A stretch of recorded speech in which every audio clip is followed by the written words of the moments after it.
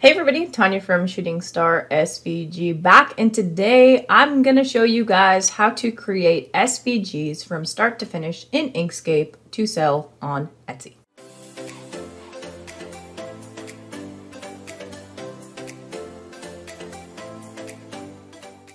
So if this is your first time here, go ahead and click on the like and subscribe below, as that does keep me motivated to continue making these videos so that way you can grow your business and change your life. And if you haven't already, head on over to the Facebook group where we are creating a community of like-minded individuals looking to grow their semi-passive income with digital downloads. I had created some videos like about 2 years ago, so it's been a hot minute, about how you can kind of create SVGs from start to finish in Inkscape, which is a free-to-use tool. And if you guys are looking for some more in-depth tutorials, I do have a course out on that now on the course website. That's on courses.shootingstarsvg.com. Which you can go and nab. And if you are a part of the Facebook group, you get a very deep discount. So I highly recommend that you join the Facebook group if you have not already. But I'm just going to do a really, not super basic, but I'm going to show you some tricks in Inkscape that you can also expand upon with the course. And then how you can get those ready to be cut on the Cricut and Silhouette machine. So I'm going to head over to my computer screen and we will get started. All right. So I have a blank canvas here. One thing that I want to talk to you guys about is the document properties, okay? So my display units are in inches. I have a width and height of 12 by 12, and my scale is set to 72. The scale is set to 72 because that is going to import in Cricut Design Space the way that it needs to be. So in the Inkscape course, I do go through different scales depending on what program you're using, whether it's Silhouette Studio, Cricut Design Space, or the Brother Scan and Cut program. Because most people use Cricut that are out there, I just utilize the scale for Cricut, and that seems to work out well as far as customer service goes. So just keep that in mind. And if you are using, you know, a white element, you want to make sure that this checkerboard is turned on, but it's not super critical. Just keep that in mind, okay? So my canvas is all set up. I'm going to go ahead and type out some text, all right? So I'm going to do the Keep on Truckin' font for the most of this. We're going to do like a groovy text, and I'm just going to type out good. And you want to make sure when you're doing text that you kind of keep it on each separate line, because if you put it all together, it's a little bit harder to edit, okay? And I'm going to change this text here to a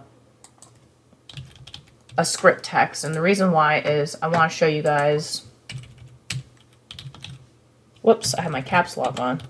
I want to show you guys how to convert script text as well to a path, because right now nothing is a path. So what I'm going to do is I'm going to kind of try to get everything centered. I'm just going to expand. Oops, I don't have my aspect ratio clicked. So right here, I'm going to lock my aspect ratio. You want to make sure you're doing that with fonts because you don't want it to be you don't want to skew the font, basically, okay? So I'm just going to go ahead and select all this. I'm going to open up my alignment panel. So I have it open right now, but to do that, you would just click on this icon up here, which is your align and distribute objects. You can also hit Control-Shift-A to open it up, okay? And basically what I'm going to do is I'm going to select everything. I'm going to make sure, I'm going to do the page for this. I'm going to center it, and then what I'm going to do is I'm going to make the vertical gaps between the objects equal, okay? And I actually did a pretty good job on that, so that's good. And then the next thing that we're going to do is we're going to create everything into a path. So to do this, you can select everything on the artboard and go to Path, Object to Path, and you'll see that 3 objects selected of type group are in a path. But what you're going to want to do is you're going to ungroup that and then go to Path, Union, ungroup this, and go to Path, Union. And I'm going to just do one thing to show you guys. The reason why we do this with script text is because this is all connected, and if you don't, you're going to have pieces that are going to cut out on the other letters. So to show you what I mean, I'm going to go to View, Split Mode, and Split. And you can see here at the bottom that there are overlapping pieces, and we just don't want that, okay? So I'm going to get out of that. Oh, well, I'll move the split view over so I can show you what I mean. Now that we have this to a path, I'm going to go ahead and click on ungroup, and then I'm going to go to path union. All right. And now when we do the split view, you can see that that's all one solid piece. Okay. And that's exactly what we want. So I'm just going to go ahead and go back to that view. I'm going to turn that off. Okay. All right. Now I am going to take this text and I'm actually going to create it as one big path. So I'm going to unionize both of these together. And then we're going to go to path, and we're going to go to path effects, and you're going to click on this little plus here. I'm going to use lattice deformation, and I'm going to click on edit paths by node, and I'm just going to kind of take this and I'm just going to bring this down. And I'm going to bring this down, and I'm holding down control as I bring these down, and then I'm going to drag this up, and I'm going to drag this up. All right, this is going to create kind of like a wavy vibe. The next thing that you're going to want to do is go to path, object to path, and that's going to settle that in there, okay? So then everything is one solid path, right? So that's that. And now that we have this, I'm going to make sure everything again is aligned and centered the way that I want it to be. And we're going to add some flowers in. And this is like a really interesting and cool technique that you can utilize. I'm just going to kind of zoom in here. I'm going to create a circle. I'm going to hold down control, right? I'm going to change that to like a yellow, well, like a golden color. And then what I'm going to do is I'm going to create another ellipse. All right. And that looks about good. I'm going to change the color to this one to like a pinkish color. So I'm just using my bottom bar here. All right. Then I'm going to kind of drag this over the flower. And then what I'm going to do is I'm going to move the center of rotation. I'm going to hold down control. I'm going to click on the center of rotation, and I'm going to bring it down to about the middle of the circle here, okay? And you see that I have my rotation handles on. So normally when you click on this, you have your resize handles. Click on your rotation handle. What you're going to do is you're going to go up to this. You're going to hold down control, and you're going to start dragging it over because it's going to, whoops, I want to duplicate it first, I'm sorry. Duplicate by hitting Control D. And then you're going to hold down control and you're going to drag this 2 steps, hit space. This is the stamping method. Holding down control, hit space. Holding down control, hit space. And you're going to go all the way around.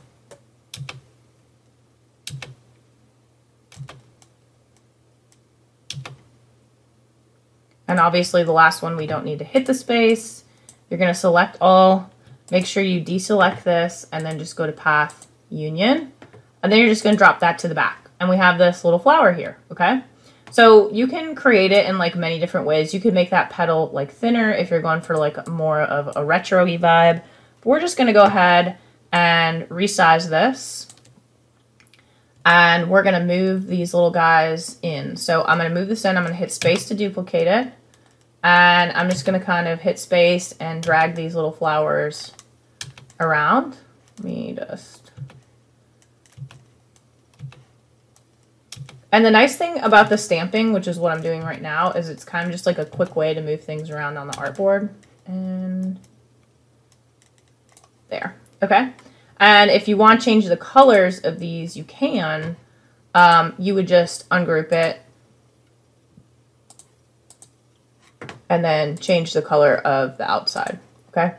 So you can ungroup it and say that you want to just do this, and we'll do the eyedropper here. Hit S for select. Again, do the dropper. S for select. And do the dropper. And you can kind of get these colors changed around to something a little bit different, so it's not just pink, okay? And do it that way, all right? So we're almost done.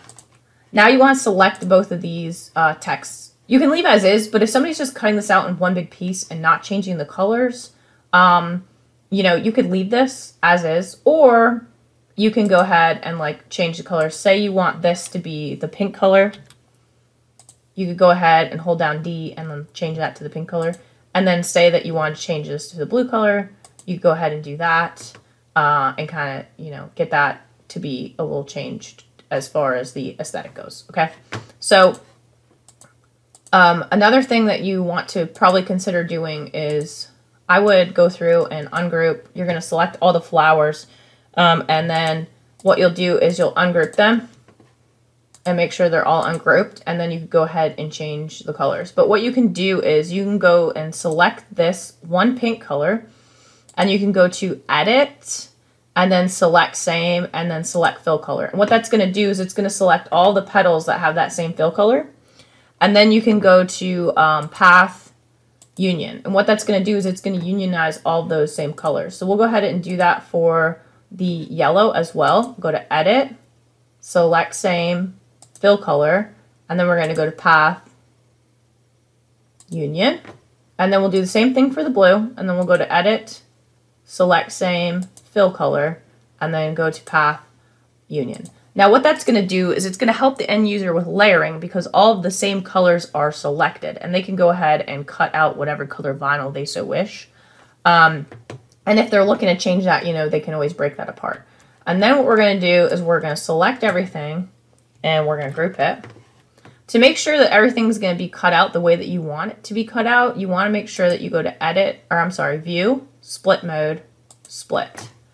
And as you go through, you can see how everything is working here. So I've just noticed with the flowers, we have a little bit of an issue. So I forgot that one step. So let me go back and fix that. All right. So with these flowers, you can see that I have failed to dupe. So if you bring this up to the top,